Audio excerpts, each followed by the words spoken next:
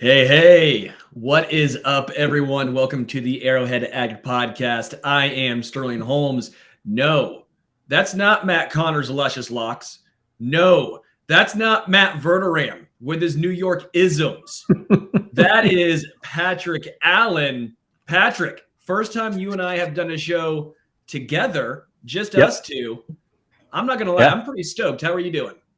I'm good, man. I'm good. I tweeted this. I think it's definitely the best looking Arrowhead Addict podcast in history. I don't think that's up for debate. I don't think either of the Matts would challenge us on that.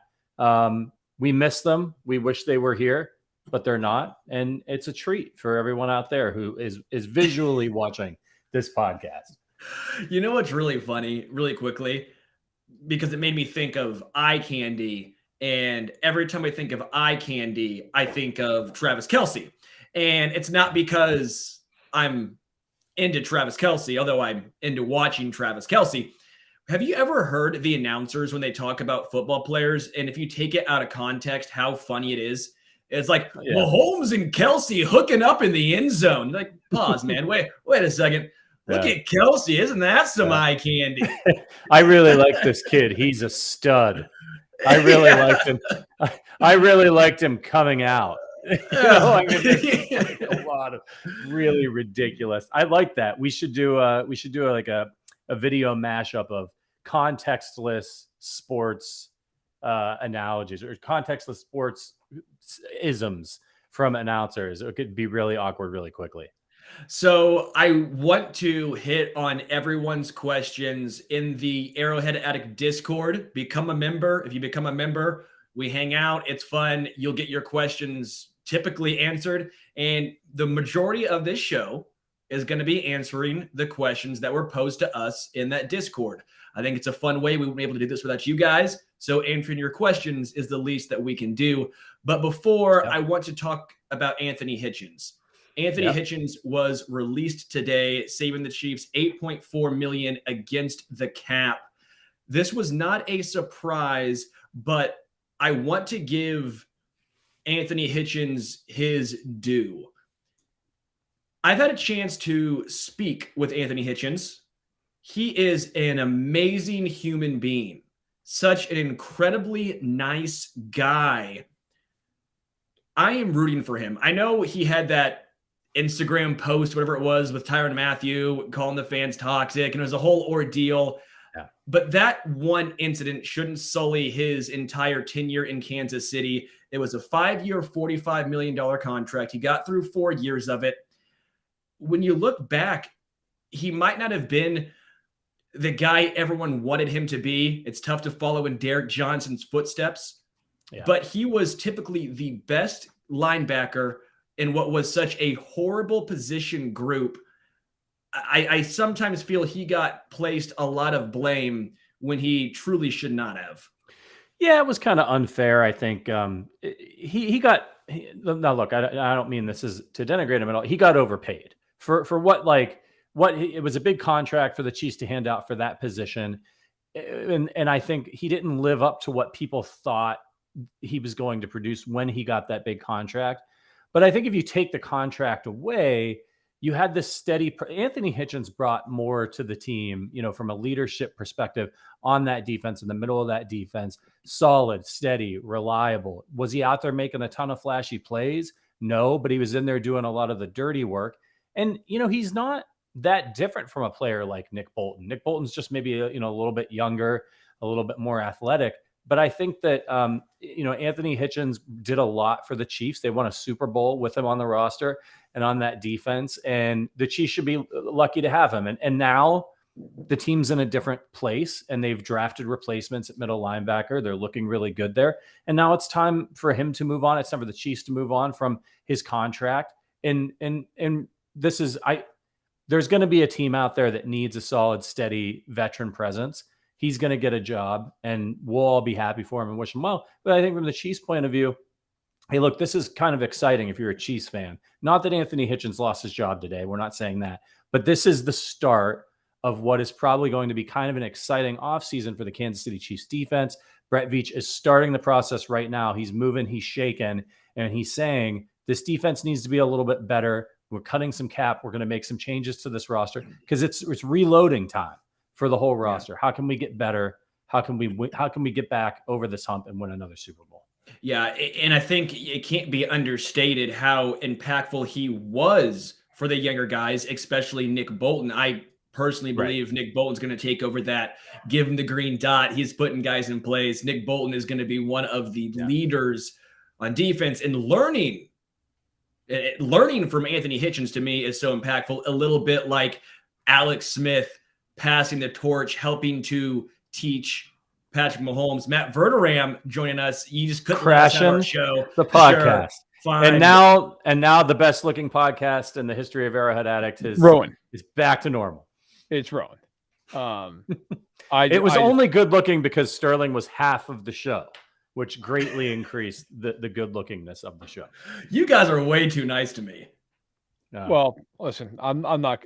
There's no reason to be any nicer than we've been. Let's leave it alone. Let's not go over the top. I literally just finished my shift and was like, I saw you guys talking about. I'm like, what the hell? I'll pop in here for a few before my daughter comes down screaming at me to do whatever game she wants to play next. I did hear what you guys said about Hitchens. Like, I largely agree. Like, he was a good, solid player for them while he was there. Now, I thought this year he dropped off some. I thought he noticeably lost a step. But, in the end, like, he was good. He wasn't great. He wasn't a world beater, but he was good. And he certainly was a important part of that Super Bowl team.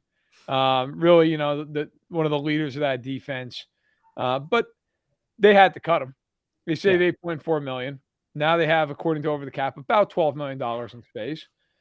And I think the more interesting thing, with due respect to Anthony Hitchens, is what's happening next, which is going to be now they make a decision on Frank Clark, because that's coming, right? Like, this Hitchens thing was the first move in what I'm expecting to be a flurry of moves over the next month to 2 months. It's going to be, okay, Hitchens, that was easy cut. Now Frank Clark. Everybody just says cut him, and I get it. You say 12.7 million without looking at it. If they cut him pre-June 1, they eat 13.6 million. So do you restructure him and smooth out the cap hits, add an extra year at the end of it? Maybe that year's a year where you're really not paying him anyway. So it essentially keeps him on the team for one more year at a high number. I mean, look, if you're Frank Clark, what do you want to do? Right? Like, yeah, you could get cut, but at this, and hit the market. But what kind of contract are you going to get? I mean, if you're him, like, this is, to me, reminiscent of Sammy Watkins. And he's gone. This is reminiscent of Sammy, and he disappears. He's back. Really, Look at how quick he got Did you get back. injured? You said it was like Sammy Watkins. I assumed it was a taboo word related situation. Does he know he's back? No, he's frozen. He's frozen and muted. Good job, Verderam. Patrick and I were just rolling, crushing it, and then Verderam just has to go, you know what? Let's just ruin this. Yeah. Let me pop in and pop the train off the tracks. Look, I agree with what Matt's saying. Frank Clark he's been a solid player for the Chiefs. Another player who hasn't necessarily lived up to the huge contract that he got. But I think that I think Matt's right. Like, for me, this whole offseason is about filling some key positions, but also adding depth. And so Frank Clark, like, who are you going to replace him with? Do you have a replacement for him? Do you want to have him and another edge rusher that you add? And now you've got something kind of interesting where you're not relying on Frank to be that number one edge rusher, but it has to make sense financially. I see Matt's back in the room. Let's get him in here. Let's let him finish his thought.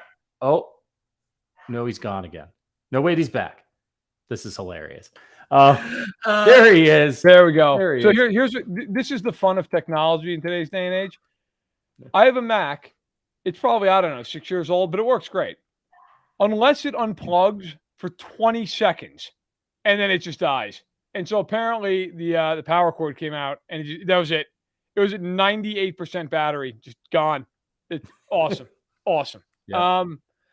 Sorry about that. No, real quick, I was just going to say that, listen, I think with Clark, like, if you're him, do you want to test the free agent market? Like if the Chiefs come to him and say, we want to restructure your deal, you're essentially taking a pay cut this year. We'll guarantee some money going forward, so it gives us incentive to keep you. Does he do that? Because if you're him and you get cut and you go on the free agent market, now look, he's still got guaranteed money this year that he's going to get. That's why they have dead money. But he's not getting some kind of a big deal. That's not happening. So I am curious to see if the Chiefs restructure him. Now, maybe they don't. I mean, cutting him is very much on the table. But what I was going to say before technology failed me massively was it reminds me of Sammy Watkins when everybody thought he was going to get cut the year after they won the Super Bowl, right? Or was it the year after they won? Yeah, the year after they won. Everybody thought he's going to get cut. He's going to get cut. He's going to get. Well, he didn't get cut. He didn't get cut. They restructured his contract. I wonder if they'll do something similar. Now, with that contract, if memory serves, they didn't add years to it. It basically was Watkins took a little bit of a pay cut, and there were incentives and everything else. I wonder if that's what happens. Because if you're Frank Clark, you are not getting a big contract on the market. Yeah, I agree. It's going to be tough for him after the way that he's performed.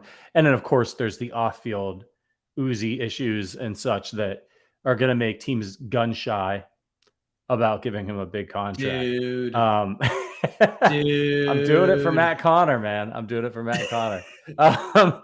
It's true, though. It's true. He's been his own worst enemy in some ways off the field.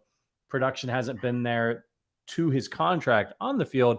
He might be better off. I thought this year I was looking for him to kind of have a good year because it was essentially, we were saying it's essentially a contract year for him because the Chiefs can cut him.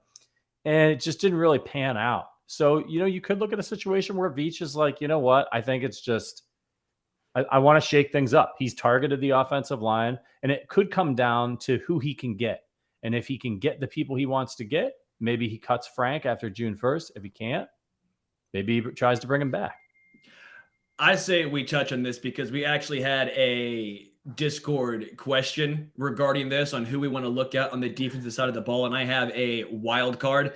But before we do that, shout out to our sponsor, KC Beer Company. I'm drinking a Hell's Lager right now. It's absolutely incredible. I have an Edelweiss coming up next. We're boozing. If you've not had a chance to go to KC Beer Company, you have to make the trip down there. Patrick knows it is worth it.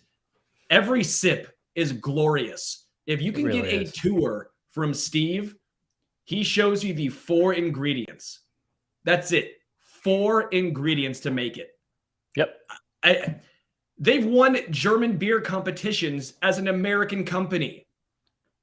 That's a boss move. I mean, yeah, if you want good quality beer, I'm just telling you, KC Beer Company, we appreciate their sponsorship and we love their beer. So I do want to switch gears to the question from Hidden Anguish. What players would you guys like to see targeted on the defensive side of the ball? Verderam, you can go first. Excuse me. I think it depends on who they resign. So, I mean, Matthew and Ward, like, if they don't bring those guys back, they better target a secondary piece or two, right? I mean, I can't imagine they're letting both those guys walk. I can't imagine that they would be willing to say, okay, goodbye to our number 1 or 2 corner and our top safety. So I'm going to stick with D-line. They got to fix that. Their D-line has not been good the last couple of years. And look, at the end of the year, it got better, but they finished 29th in sacks. That's not good enough. There's no way. There's no way that's good enough. So look, if I'm the Chiefs and I'm Brett Veach, I'm sitting there saying I need to find a pass rush. Now, who's out there? Well, Von Miller, Chandler Jones, Emmanuel Ogbah. I tweeted this yesterday. Hassan Reddick, the guy's had 23.5 sacks over the past 2 years. And nobody talks about him. He's 27 years old. I'd send that guy in a heartbeat. That guy can play. If Harold Landry hits the market, and if I hear one more person say, well, it's not a scheme fit. Listen, they're in nickel and dime 80% of the game. There's no such thing anymore as like a 3-4 fit, a 4-3 fit. It doesn't matter. Melvin Ingram was a 3-4 outside linebacker his entire life. He worked out fine in Kansas City. It doesn't matter. It doesn't matter that, there's well, he's stand up, he's hand in the dirt. You figure it out. So I think any of those edge rushers, to me, that's where you go. I don't want to see them go after Jadeveon Clowney. He's the one guy. Like, that guy is a history of the name's much bigger than the production. But I think any of those other guys would be great for the Chiefs. They need edge rush. They need a pass rush. They have to figure that out first and foremost. I like the move to maybe see if you can go after Jadeveon Clowney. He's been playing on 1-year contracts with teams for the last couple of years. There's a reason. And right. But he also was productive last year for the Browns. Now he's got a bit of an injury history, but look, the Chiefs don't have a ton of money. Now, maybe they trade for somebody. I could actually see that happening. I don't have any names on the tip of my tongue, but I could see them going and trading for somebody like they did for Frank Clark. But a guy like Clowney, if you're trying to bring in a veteran guy who can create a lot of pressures, who might cost you a little bit this year, but maybe you get him on a 1-year deal or a 2-year deal where you're not locked in for a long time, and it's a Frank Clark replacement or somebody to go along with Frank Clark. He can get in the backfield. He can pressure the quarterback. So I like it. I like the move as something that Brett Veach can have on standby, where if he doesn't get the guy that he wants, here's a guy you can bring in for 1 year, take a flyer on him, pay him a little bit of money, but you're not locked in forever, and see if he can go. I mean, he had 9 sacks, I think, for the Browns last year. He, at the halfway point of the season, I was reading Pro Football Focus earlier today, he was like 9th in the NFL in pressures. So this is a guy that can be productive. He was last year. He has some injury history, but I'd like the Chiefs to give it a shot. You taking a picture of me? You're muted.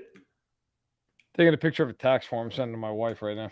Multitask master. What do you think, Sterling? So I said specifically outside of edge, I think DJ Reed from K-State, Seattle, he's ranked in PFF top 10. He's an outside corner. I know he's small. He's 5'8". He plays a lot of zone at Seattle, but like Matt said, if you can find a guy, I know, for example, edge is different than cornerback and secondary, but if you can find a way to make him work in this scheme, I think DJ Reed is a guy that I would potentially look at in the secondary. As far as edge goes, and Zach Eisen specifically asked, what do you guys want to see done at edge? I don't know if Kansas City goes after those top-end Jadeveon, Dante Fowler Jr., Chandler Jones. I don't even know if they go after the next tier of guys, the Calais Campbells, JPP, Mario Addison, Jerry Hughes. I think a surprise candidate could be Charles Harris from Mizzou. He had 7.5 sacks last year in a resurgence season for Detroit. He's been very underwhelming for the majority of his career, but the change of scenery obviously helped, and the Chiefs love to take flyers on former first-round draft picks. I think Charles Harris won't break the bank, and I think it's a realistic possibility that I have not heard thrown out yet. I mean, if you're the Chiefs, is there a scenario in this offseason? And I'll dig on this at the combine, or at least I'll do my best to. Is there a scenario where they just go berserk this offseason? I mean, I think they could. I actually think that's kind of an underreported. They could easily have $50 million in cap space for the free agency, easily. And for everybody who talks about well, then what does it mean for future years? It doesn't mean anything, because the cap's going to be $400 million by the end of the decade. So it doesn't really matter. Next year's when all the TV money and the streaming money and the gambling money kicks in, the cap is going to be insane. So I almost wonder if you're them, if you just say, we're going to do everything we can to extend Hill and to sign Brown before the end of the tag period, or, well, I guess more accurately before March 16th when the league year kicks in, you've got to be cap compliant. Do they just say, hey, look, we got 40, 50 million in space, and we're going to go out and we're going to try to sign Chris Godwin, and we're going to try to sign Stephon Gilmore, and we're going to try to sign Emmanuel Ogbah? I mean, I'm not saying they're going to do all that or exactly that. My larger point is, they're going to have the ability to do things with space in free agency. Like if they want to go out and throw out a couple different names, if they want to go out and say, we're going to get Allen Robinson and Hassan Reddick and, oh God, I don't know. Give me another name, throw it out there, whatever. It doesn't matter. Right. And maybe bring in, another star defensive player, whether it be corner, safety, right? Dante Fowler Jr. He's not a star. He stinks. But I mean, somebody who you actually care about being on your football team. Chandler Jones. There you go. They could do it. Now, I don't know if they would do it. I don't know that but if you're the Chiefs, you don't worry about 5 years from now. You just don't. You have a championship caliber team and you worry about right now. You worry about winning right now. As Carter Kellogg brings up, and he's right, like Bills are up against it cap-wise a little bit right now. Titans cap isn't great. Now, all these teams can make room and do different things, just like the Chiefs can, although not quite the extent the Chiefs can. But he's right. Like the Chargers and Bengals have over $50 million in cap space. You're not in the NFC where it's a guy who's doing a 12-day cleanse and then the Rams and then I don't know who the hell else third, right? You're in an arms race in the AFC. You're in an arms race. You're fighting against the Bills team that I think is every bit as good as the Chiefs right now. You're fighting against the Bengals team that just beat you twice in the span of a month, okay? You're fighting against the Chargers team that damn near pushed you to the brink in the division until they decided to go lose to Houston. You're fighting against all these teams. What if Pittsburgh gets a quarterback, right? Like that team all of a sudden is no joke. What if the Ravens aren't injury ravaged all year long? That team's no joke. You go for broke. You do what you've got to do and the hell with it. You worry about it 3 years from now when the cap's $50 million higher. I remember when Elway, who I don't think was a great GM by any stretch, but when they won the Super Bowl and they had Manning, I would sit there and marvel how they could get under the cap every year. Like they would go out and sign. It felt like 3 guys who were like all pro level players. They didn't care. They just kept doing it and they kept restructuring guys, moving money around. If I'm the Chiefs, I don't care if next year, well, now we've got to cut somebody. Fine. Then you cut him next year. That's what you do. Like to me, you go for it.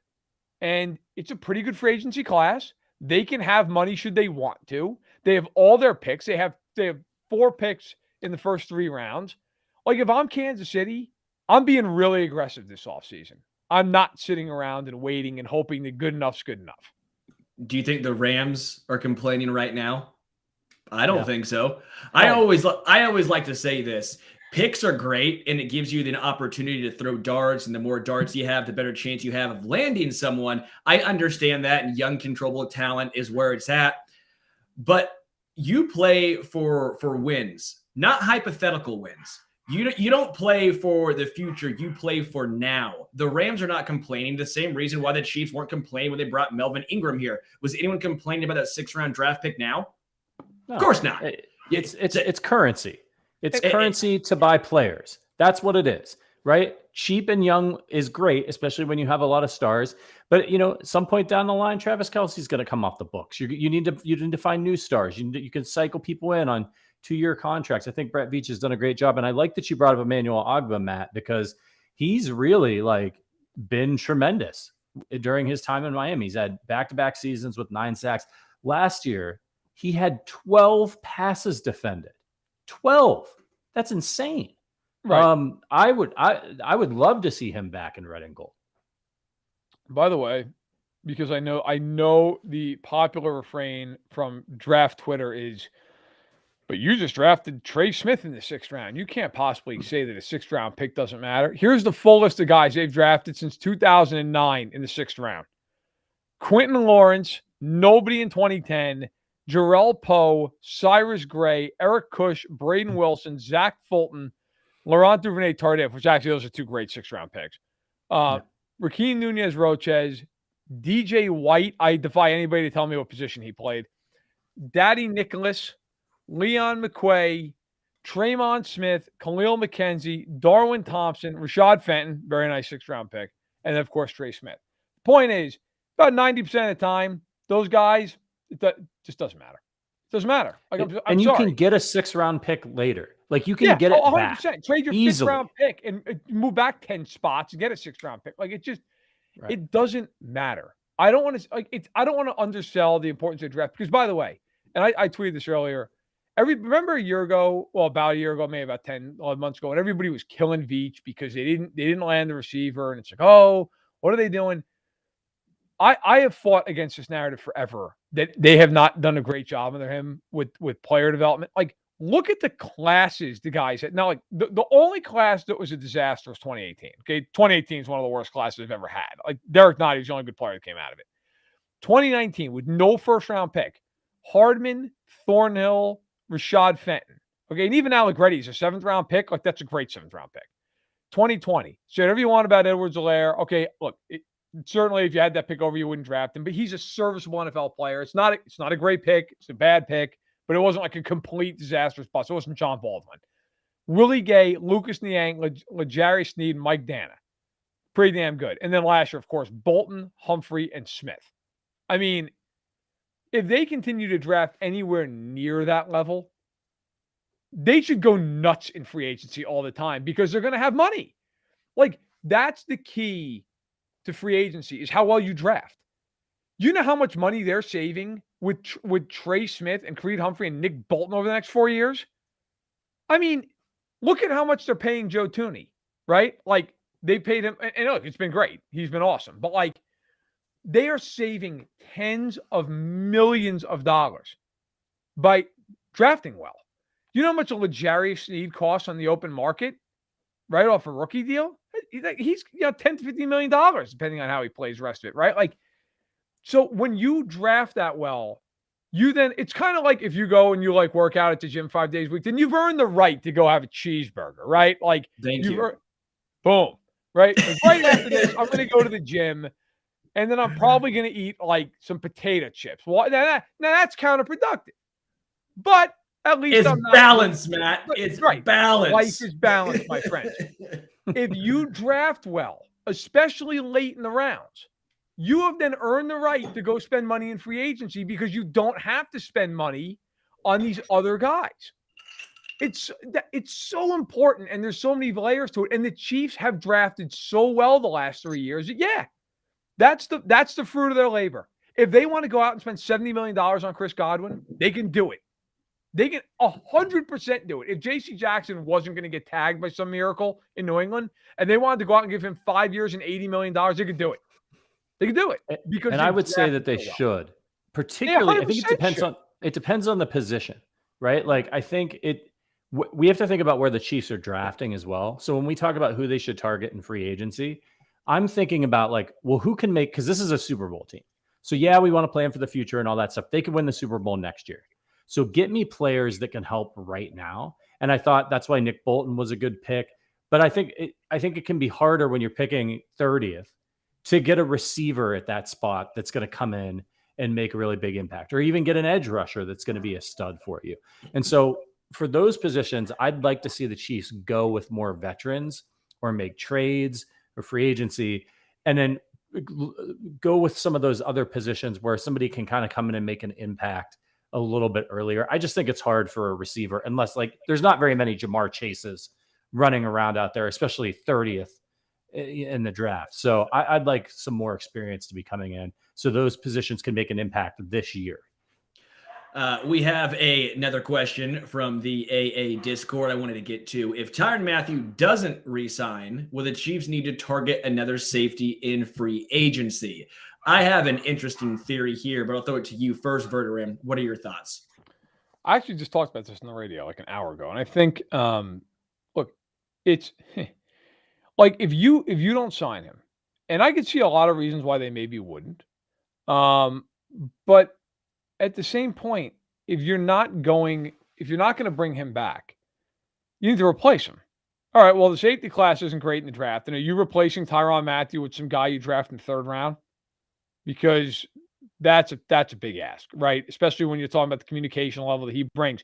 Remember the AFC divisional game and the end of that game, and nobody knew what the hell was going on because nobody was communicating anything? Like, matters. And Zach brings up a couple guys in there. He says Jesse Bates or Marcus Williams. Zach, I think Bates is going to get tagged, and Williams very well might, despite the fact the Saints are basically looking for nickels under their couch cushions right now. They just don't care. The team has no regard for the cap whatsoever. So, look, that's always the question when it comes to stuff like this, right? Like, okay, do you want to move on from this player because you don't want to pay the price tag?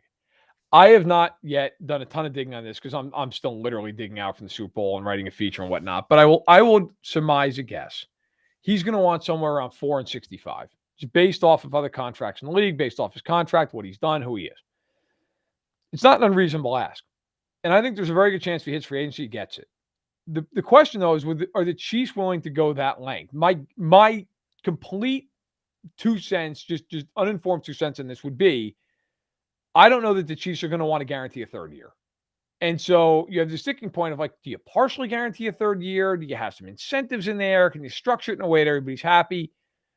But if you let him go, like, I get the people who say that. I get it. But then who's replacing him? Like ask yourself this. How would you feel if Tyrann Mathieu went to the Chargers? How would you feel about that? Hate it. Right? Like, how would you feel about that? Because there's a real chance that that's where he goes if he leaves. How would you feel if the Bengals pair him up with Jesse Bates? Right? Like, you wouldn't want to see him. So maybe you consider that as well. You know, I just think this is a time with the Chiefs where, look, if they let him walk and they don't want to pay a third-year guarantee, I understand that. But then you've got to factor in he might very well be playing against you on another team. And if that happens, man, like that's a problem. Like, if I'm the Chiefs, and I've gone back and forth on this one, honestly, I'd probably pay him. And I'd hope that I'd try to do it for 2 years guaranteed. If I had to do a third year, I'd probably go partial. I get the people who want to move on, man, but like, you better have a damn good answer, because if you don't, you got problems. I have a fun answer. So this is going with again, I would like to resign Tyrann Mathieu. Let that be my first choice. But the question was, if Tyrann doesn't sign, I like L'Jarius Sneed to move to safety and take his role. L'Jarius Sneed has a lot of the, I think, intangibles and physical traits that Tyrann Mathieu has. I think he can be used in that jack of all trades type of role. I think L'Jarius Sneed's a very good tackler, especially for a corner. He played safety in college. I think L'Jarius Sneed, you have the Tyrann Mathieu backup on the roster currently, which means that gives you money to re-sign Charvarius Ward. That also gives you money to bring in another cornerback, whether that's DJ Reed or whoever you want, or spend extra money on edge. I think that allows you to save that money and spend it elsewhere. I also wouldn't mind, as far as a cornerback flyer, if you're going with a L'Jarius Sneed to safety because you need another corner now. Xavier Rhodes. You may say, Sterling, he's old as shit. Xavier Rhodes hasn't been an all-pro in multiple years since he was with Minnesota. I get that. But he has the physical traits that this team typically looks for. He's 6'1". He's a big boy. He's physical. Xavier Rhodes had a somewhat bounce-back year. He's a free agent. He's not going to cost you an obscene amount of money. I think taking a chance on someone like Xavier Rhodes could make some sense. But that's just my wacky brain going. L'Jarius Sneed to safety. It allows you to spend money elsewhere. And if you don't want to spend it on another cornerback, Xavier Rhodes could be the flyer. Patrick, what are your thoughts? You know who's not going to like moving to safety is L'Jarius Sneed. Yeah, they get paid significantly less than top tier cornerbacks. So, so Tyreek Hill doesn't want to move to tight end either. I get it. Like, I think his tackling is great. He's physical. I think he could play the position really well. But I think, look, he's just finished his second year, and I know he didn't have like a ton of interceptions and stuff this year, but keep in mind that he set the table for himself last year as somebody maybe you want to kind of stay away from a little bit. He's a good corner. So those things happen. I'm really excited to see what he can do in his third year as a corner, and just staying in that position that he's played really well at. I look at it like, if you've got a good corner in the NFL, keep your corner where he's at, and I think he could have a really explosive season next year. So I don't have anybody on my list for who to replace Matthew with, but I agree with Verderam, and that if you can re-sign him, sign him. But for me, it's always been, where else are you going to get significantly better? If you're going to lose a Tyrann Mathieu, then you better be using that money to get somebody up front, a stud pass rusher, something like that, so that you can put a replacement level player back there in his position, and it won't matter as much, because what makes the secondary better? A pass rush. You know who they're not going to sign? I'm just going to go ahead and guess this. Eli Apple. Who don't think he's going to make the team. There might be a full-blown fist fight the second he walks into the building. I'll give you a few names, and I'm going to bolt here. So did you hate my idea, Verderam? Was that what we're going with here? I don't hate it. I wouldn't do it just because I think corners so much more valuable. Sure. Like, you just need corners. But no, I don't hate it. Like, apparently, they're willing to be versatile, right? I mean, they've shown that they'll move guys all over the place. So no, I don't hate it at all. Yeah. Listen, few names real quick I'll throw out there, and then I'll leave you guys to it. Darius Williams of the Rams, who's hitting free agency. It's a very good corner. He'll be 29. He's probably going to get about 12 to 15 million a year. He's a good player. He'd be one guy. And then also, look, I mean, J.C. Jackson would be amazing, but I don't know that he gets out of New England. Stephon Gilmore's 31. I don't know how you feel about that. Might be too old. Patrick Peterson, who's he's been coming to the Chiefs for 7 years. But hey, he said he might move to safety. There you go. There's your safety fix. Yeah. I think I'm out on him at corner. But no, Williams, I think out of the Rams is interesting. There's Jackson and Gilmore, who everybody should keep an eye on. But other than that, look, I'd like to see him at corner. I'd like to see him keep Snead there, sign Ward. You have Fenton, and then I draft a guy, develop somebody. But if they want to go heavy on corner and they just say, look, we want a lockdown type guy, Jackson's probably the only guy in the market you feel like is a lockdown guy. Maybe Gilmore, depending upon your opinion. But there's not a ton out there that you look at and go, oh, that guy would be a great fit. Steven Nelson, good old friends, free agent. I don't think he's coming back. There are a few, but there's not a lot in the way of guys you look at and go, oh, that guy is a great fit. I'll one of these, I'll look at the list and try to find maybe a few diamonds in the rough, but that's kind of where I'm at. Anyway, you guys enjoy the rest of it. 1 second, Verderam, before you go. Benny from the Bronx says, cut the bullshit. We either want Williams, Ridley, or a stud ass corner. Do you know that guy? He's from the Bronx. You're a New York guy, so I figured you might. I don't know. But I should, because I appreciate that. That's my man. Cut the bullshit. That might be the name of my book. That's right. We all want Williams, Ridley, or a stud ass. That guy. Bring him on. Okay. I'm all for it. The more New York we can get, the better. But yeah, I think, listen, they're going to have to, to me, one thing, I'll leave it at this. One thing you know about Brett Veach, if you look at his history, they believe in the star system. They believe in going and getting the best guy they can possibly get. They are not a team that nickel and dimes it. And to be fair, Clark Hunt is not afraid to spend the money. They firmly believe you go for the best guy. If you can go out, if J.C. Jackson doesn't get tagged by some miracle and they want a corner, they will go after J.C. Jackson. That is how they are. They believe that way. And I think they believe that way because they feel like they can draft well. And they're right. So we'll see how it shakes out. But listen, I'll have my ear to the ground at the combine and hopefully have some nuggets for everybody. Well, get your ear up from the ground and actually listen to what people are saying, but we appreciate it, Verderam. I'm lucky at 2 a.m. at the JW Marriott bar if I'm just not face down on the ground. All right. Take care. All right, buddy. Cheers. Appreciate it. Do you want to give a couple of shout outs? Always great, always enjoyable. Thank you, Evan. Davido Sand said, free agent stuff aside, Casey plays the Bengals in Cincy. We know they'll strengthen their O-line cornerbacks. Will this game decide where Mahomes is mentally? I don't think it decides where Mahomes is mentally. I think he just shit the bed that second half. I don't think if he sees Cincy, he's going to all of a sudden freak out, right?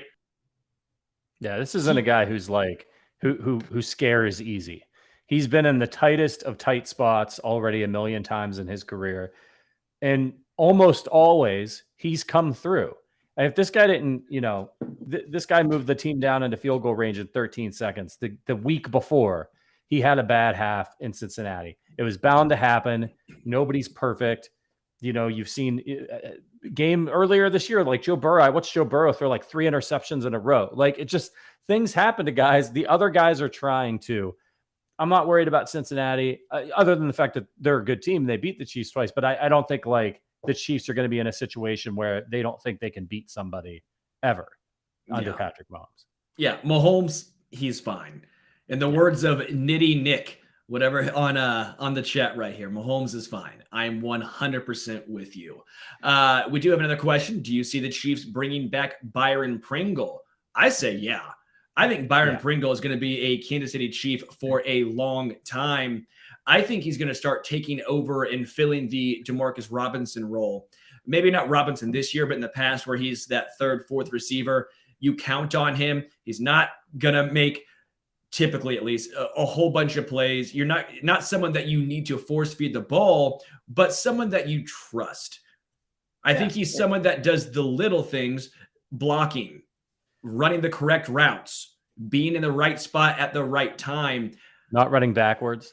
I think Byron Pringle's different. He's not going to run backwards. But I think Byron Pringle is going to fill the Demarcus Robinson role, and I think D-Rob is gone. What are your thoughts? Yeah, I agree. I think he already started to fill that Demarcus Robinson role last year. The problem was they didn't really have a true number 2, and so they were rotating in Hardman and Robinson and Pringle, kind of trying to get number 2 production. I think this offseason they're going to go out there and they're going to get themselves a true number 2 and a Chris Godwin or somebody like that. And Juju Smith-Schuster is going to come in, and then Byron Pringle is really going to have a nice, clearly defined role of like a third or fourth option. But I think what I do like about this season, even though it was a little bit of a carousel in number 2 wide receivers, was that you got to see Byron Pringle get reps with Mahomes. He's only made like brief guest star appearances up until last year. This was his first extended playing time. He did a really great job in a number of games. He moved the chains for Patrick Mahomes. Having another safety valve, I think, is really important for Patrick, especially as Travis Kelce starts to turn the corner. So I think I agree with you. I think Byron Pringle's here for the next 2 or 3 years. He's not the guy you want going out there and lining up against the other team's best cornerback, or even maybe their second best cornerback, but productive player, knows the system, reliable, pretty good hands. Sneaky explosive, by the way. Like, he gets the ball in his hands sometimes and you're like, who is that? Is that Tyree? Oh, it's Byron Pringle. So I mean, what more can you ask? And he's not going to be very expensive, so bring him back. Yeah, 100%. And that's not let's say this. That's not my final solution is bringing back Pringle and saying, all right, guys, we're done. Wipe your hands of it. That's all we need. Which leads me into my next question. Again, we're answering questions from the Arrowhead Addict Discord. They posted in there, and I think it's only fair we give them a show where we answer their questions. This one's from Jay Ward. Should the Chiefs sign multiple wide receivers in free agency or just go and try and get one in the draft? And it can be a little bit of both here. I'm personally not a massive fan of bringing in Chris Godwin, Allen Robinson, because for me, that is spending too much money on a third option. There's only one football. As great as that would be, and if I'm playing Madden, oh, fuck yeah, give me Chris Godwin, Allen Robinson, bring them both in. But as far as managing the cap space, I want to see a big investment at edge, right? I want to see some investment on the defensive side of the ball as well. Maybe look at Michael Gallup. 4-year, $44 million range is what it's looking like, according to Spot Rack. If you want to go even cheaper, bring back Sammy, Emmanuel Sanders, Juju Smith-Schuster for a 1-year, maybe 2-year deal. If you do that, that allows you time for your draft pick to develop, hopefully, because I would like to see Kansas City spend at least 1 to maybe 2 draft picks in the top 100 and hopefully get some inner growth at wide receiver. Yeah, I disagree with you on that one. I think, well, why bring it back Sammy Watkins so you can pay him to sit on IR?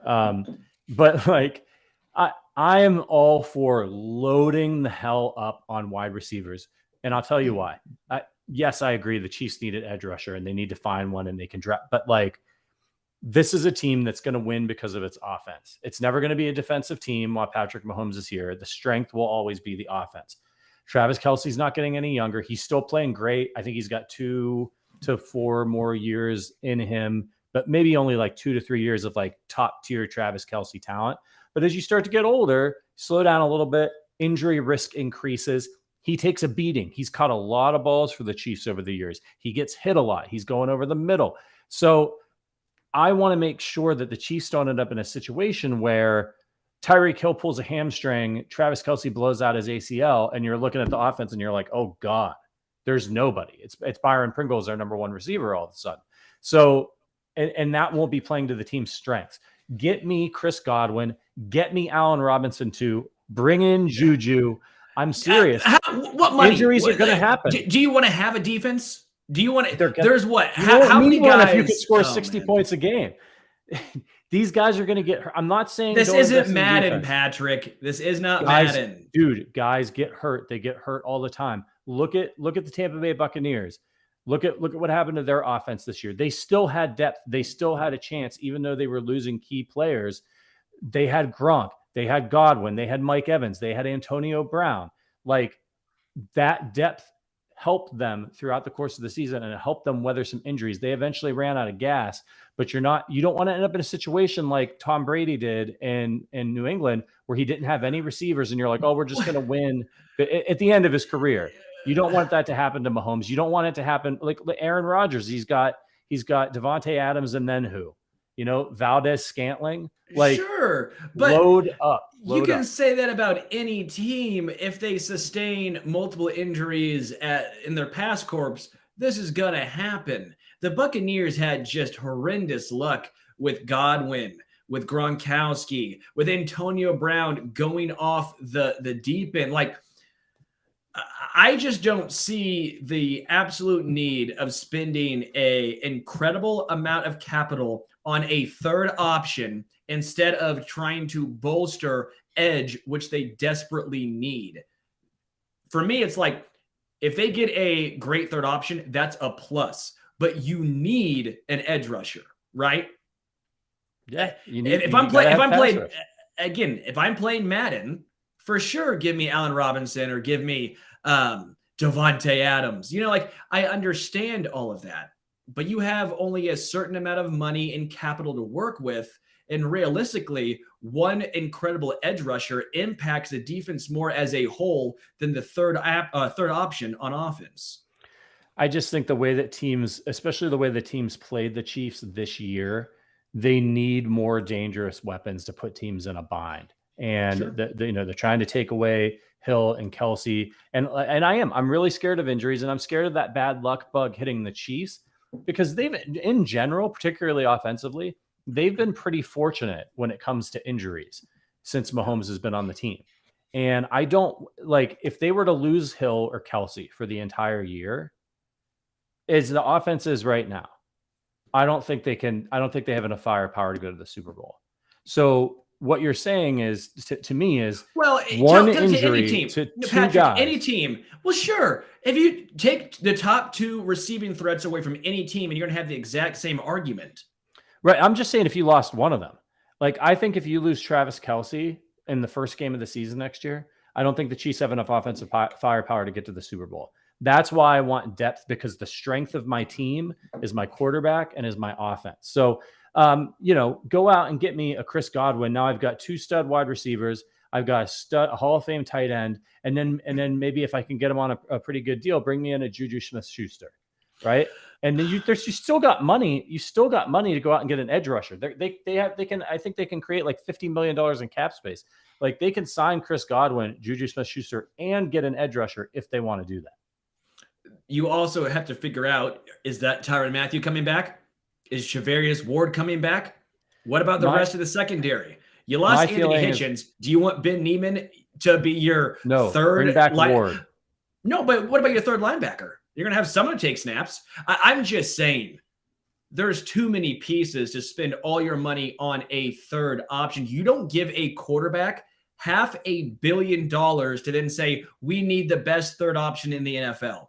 You do that when you have Baker Mayfield. That's just my opinion. If you're getting paid $500 million, you're supposed to elevate those number 3 and 4 wide receivers. He did it with Byron Pringle, right? I'm not saying Byron Pringle is the option, but the whole point of spending that much money on a quarterback is letting him elevate the rest of your team. If you're going to bring in all these phenomenal other wide receivers, what's the point? Winning Super Bowls. No, I mean, you can win without. He won without him, right?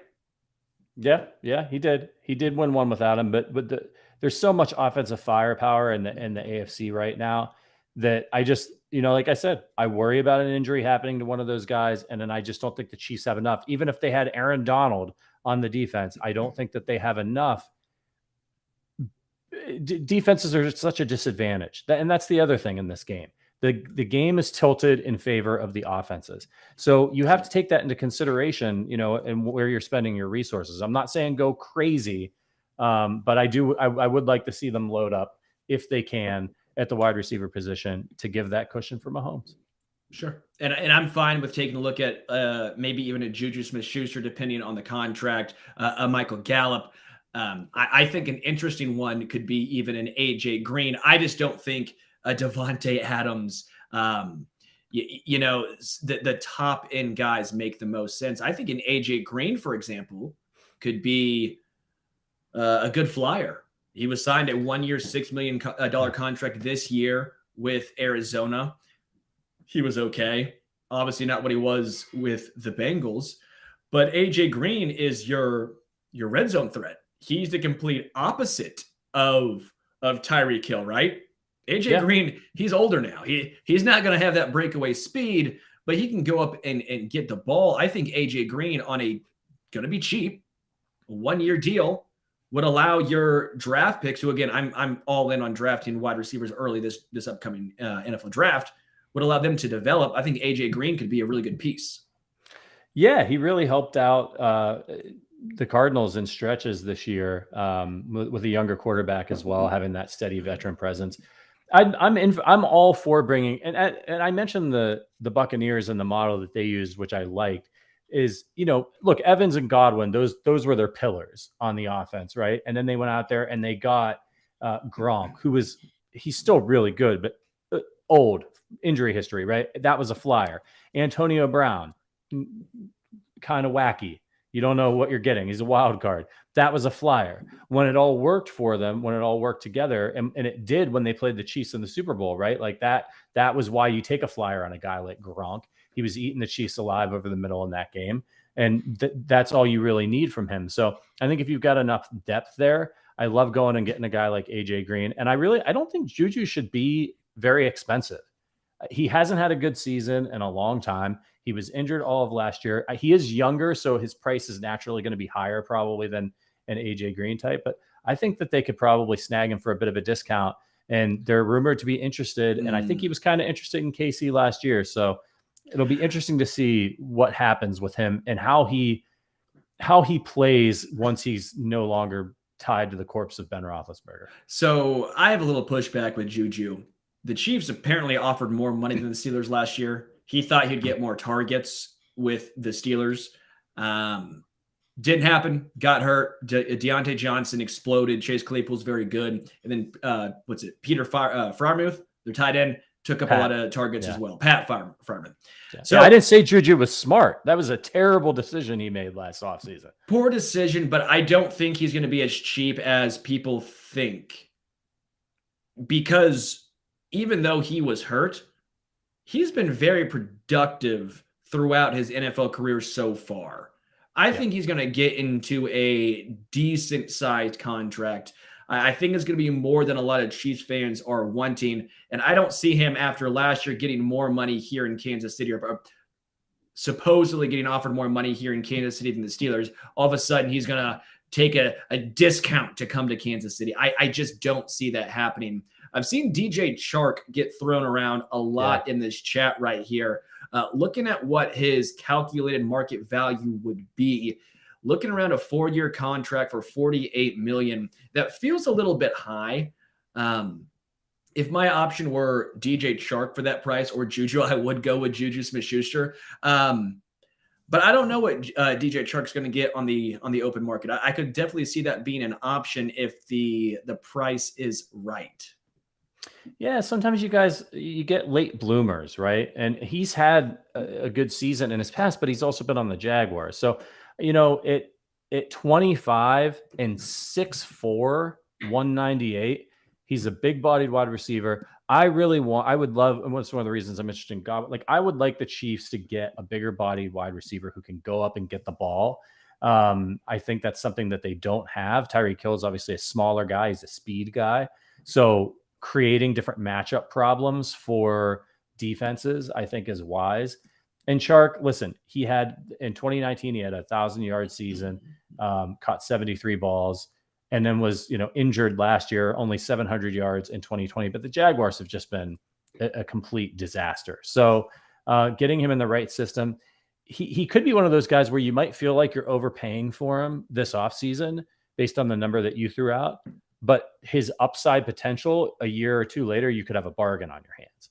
So, and I think other teams will see that. So I'd rather go after a guy like that who has potential, who has athletic skill, who's maybe just been in a bad situation, and see if you can snag him.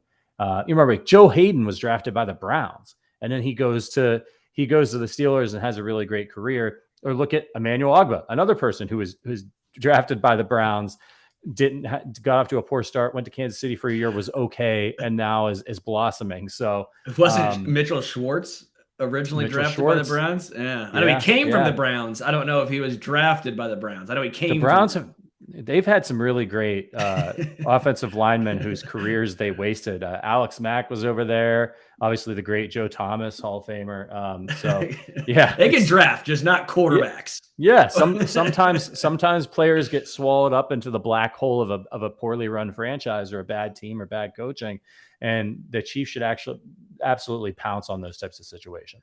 I have a final question from the Arrowhead Addict Discord. Again, if you want to join, we'll do these shows where we answer all your questions. I think it's really fun.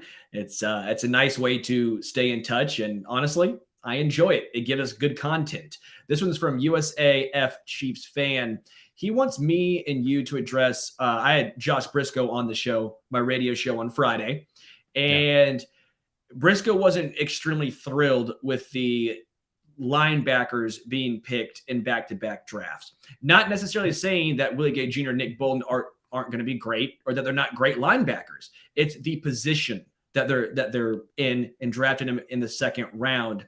He basically said, is it going to be a mistake that Brett Veach has drafted two linebackers, a running back, let's just say, not blue chip positions early on in back-to-back drafts? Do you think that's going to be an issue later on? I get what Josh is saying. I don't think so, because it looks like Willie Gay and Nick Bolton were hits, and they're not going to be probably terribly expensive players. The running back, I never want to take running back in the first round. I'm just against that. Even at the end of the first round, that made me a little okay with it, but I just don't like the move. But I think in general, you've got to go. I know everybody says just draft the best player, but you also do have to look at need and what's going to be available to you. And so I think that's what Brett Veach is trying to do. And he knows that the linebacker position was coming up, the bill was coming due on that position, and he needed to get ready for it. And he was opening up some cap space there. And these teams have money that they want to spend on each position, and they use that to help them figure out their cap space. So he knew Hitchens was coming off the books. He wanted to be ready. I don't think it's going to be a problem as long as you just need to get hits on players. And as Verderame was mentioning, if you draft well, regardless of the position, Now you're in a position to sign free agents that are available to fill your other needs. And those can tend to be a little bit more expensive. So if you can fill some of those other positions like center and middle linebacker and running back, and you have to do it a little bit early, that's okay, because they're cheap at the time when you draft them. Yeah, I'm with you. I understood what he was saying, especially with running back, because again, nothing against Clyde. Love Clyde. He was my highest ranked running back coming out of that draft. I just would not have spent a first round tender on any running back. Yeah. Linebacker, I understand to an extent, but the Chiefs had such a black hole at linebacker. Like, they had no one. Right. Everyone was running all over Kansas City. They had to. They needed to draft linebackers. And so, yeah, it's not this blue chip position, but if you think you have a sure thing, and I think linebacker is a little bit easier to get someone that you know is going to fit your scheme, fit your system, like Nick Bolton, they knew was going to work. Right. They knew what he could do, and that was more of a, maybe the ceiling's not as high as drafting a edge guy, but we know his floor is higher. And he's ahead of schedule. Yeah, 100%. And I think he's even been better than maybe they even thought. So I actually had zero issue with the linebacker picks. I think it was a necessity. Carter Kellogg keeps telling me to say the line. Every time I talk about Clyde and how he was drafted in the first round, I have to say, it's a sunk cost. It's a sunk cost. Get over it. It happened. It's gone. Yeah, you just got, especially with Clyde, I agree. You just have to forget about where he was taken. I did see, and I watched the interview that you and Matt Connor had with Clyde, and I knew that he had a surgery, but I did not know that he got down to 160 pounds. I think he said he got down to 165 pounds 160. Last spring. So let's put that in perspective a little bit, okay? He had a really good, I think a really solid rookie season, over 1,000 all-purpose yards. He was great. And we were all looking forward to hopefully a big jump for him this year. I don't think it can be understated. If he lost that much weight, he's like 200 pounds, I think. So he's like me. Right. Yeah. He lost like 40 pounds. He said 50. It was 50 pounds. He's listed at 209. 209. 209. Okay. So he loses all that weight in the sprint. He has to recover from the surgery. He isn't able to do any of the off-season stuff, has to put that weight back on. The fact that he was even playing, like he was ready to go and playing at the beginning of the season, is remarkable. I think sometimes we just think of these guys as like transformers, and they just need to hop on the charger for a little bit in the offseason, and then they're good to go for the whole season. The toll that something like that, imagine the toll losing 50 pounds would take on you because of an illness and then a surgery, and how long it would take you to kind of like come back from that. Now imagine that you have to get back into world-class shape and play with world-class athletes. How much of that, and we know how with running back, like you lose just a fraction of a step or this or that. Like it's the difference between you being a scrub and you being pretty good in the NFL or being great. And so I'm really curious to see, I'm not saying it was an excuse for his lack of production this year, but I'm really curious to see with a full offseason, like he said when he talked to you guys, how he performs as now a third-year player without having to go basically through hell over the summer and then show up and play professional football. Like, it's just insane. I didn't know that he lost all that weight, and I really think it could have been a big part of his lack of production this year. Yeah, he's basically said he's never had a real offseason since he's been in the NFL. It could be a big Clyde breakout season coming up. It really could. I just think of that. Think of losing 50 pounds, or basically he's 5'8", and he got down to 160. I'm 5'10", 165. Yeah. I ain't trucking anyone. Just think how hard it is to put that much weight and muscle back on. Right. After the muscle mass that he lost and the power that he lost, to get all that back, it takes time. It takes a lot longer than he had before he started playing. And now that he's playing, he's now subject to wear and tear, right? So he's not, once these players take the first snap of the season, they're not getting stronger. They're right now, September, they're the best that they're going to be all year. And after that, it's just all wear and tear for the rest of the season. So if he was coming back and he was like 75%, guess what? He wasn't getting any better than that. Now he has a chance to get back to 100%. I'm really excited to see the results. Yeah, 100%. Before we get out of here, I'm seeing a lot of Jody Fortson, Noah Gray talk. I'm seeing a ton of folks going back and forth. First things first, we're all Chiefs fans. Don't hate on each other. We can have differing opinions and still be friends. So no getting angry. We can have different opinions. But Patrick, who do you think is going to have a better season next year, Jody Fortson or Noah Gray? Oh, it has to be Jody Fortson if he has a chance to get on the field. I love Noah Gray, but like Travis Kelce's on the team. Like that's just all there is to it. So he's not going to have that many pass catching opportunities for this team. He's hopefully the heir apparent to, obviously nobody can replace Travis Kelce, but I think there's just more of an opening for Jody Fortson to make an impact, particularly down in the red zone with his size. So that's who I think's he was really flashing. It was really exciting. And it's like I said, there's just a log jam, a really big log jam at tight end, and his name is Travis Kelce. So as great as Noah Gray was in the preseason and in camp and all those reports that you hear, that's great, but it's just going to be a lack of opportunities for him. Damn, Patrick, I was going to go with Noah Gray. Now apparently you and I got to throw hands. We're usually on the opposite side of these things, so that's good. That's good. Nobody wants to sit here for an hour and listen to us agree on everything. You know what? It's okay, though, because I think both will have their roles next season. Jody Fortson is a incredible story. He actually played way past my expectations before the injury. Horrific to see him go down, but I do think Noah Gray has a lot of the – I know people say he's too small or he's not fast enough, but he finds ways to get it done. He's very good route runner, good hands, very good route hands. runner, good hands. I think we'll see Noah Gray have a lot more production this upcoming season, especially if they decide to maybe try and extend Kelce's career, maybe give him a few more series off, few more snaps.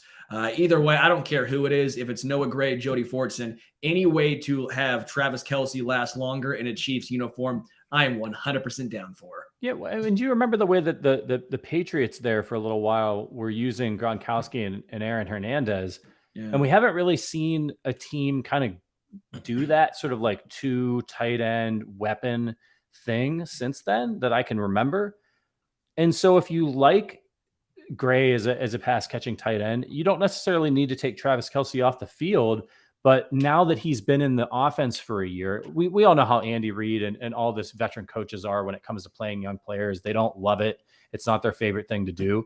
And so if they really liked him in camp and then he comes in this year and he's still looking good and he's got good command of the offense, maybe they're working on some packages, particularly trying to take advantage of what teams are doing to them, dropping the whole entire defense into coverage. You need more guys doing some underneath routes and making teams pay like that. So that could be something that could be new for the Chiefs next year, where you see a lot more of them using two tight ends as pass catchers, eating up teams underneath and over the middle, forcing them to come down and press. Patrick, this was fun. Yeah, man. We've not done this. I've thoroughly enjoyed spending time with you. And you're rocking your hoodie that good old KC Steve Beer gave us when we were at KC Beer. Yeah, it was cold. It was a little chilly. Soft. He's like, hey, dude, do you need a hoodie? And I was like, dude, yes, I do. I am freezing out here. You didn't wear a coat, which, listen, in the end, it worked out for us because I was dressed appropriately and I was fine sitting outside. You were not, and because you were not, Steve, I got you a hoodie. That's right. Steve had to go get you a hoodie, and he's like, well, I can't be an asshole and bring one of the guys just a hoodie and leave the other one sitting there like a dope. So it was great. We split some what was it, a sausage? Yeah. Split a sausage. And again, take this out of context. Phrasing. Yeah. It was good. The food was good. I was surprised at how good the food was as well. It's like you do one thing well, right? We make beers and we have food. but like everything that I ate there was actually tremendous as well, which that's what makes going to Casey Beer Co. a home run, because you've got everything. They're going to have sports or some kind of entertainment or trivia going on at the beer house. And then you're going to get great beer, and the food's actually good too. So I don't know what more you need. Well, Patrick, this was a good time. Everyone in the chat, we appreciate it. Whether it's Jody Forson or Noah Gray, whether you're offense, whether you're defense, whether you're Allen Robinson, Devontae Adams, or Juju Smith-Schuster, we are all Chiefs fans. Thank you to everyone in the Arrowhead Addict Discord. This was fun. Rock. Yeah. Thank you. We're out.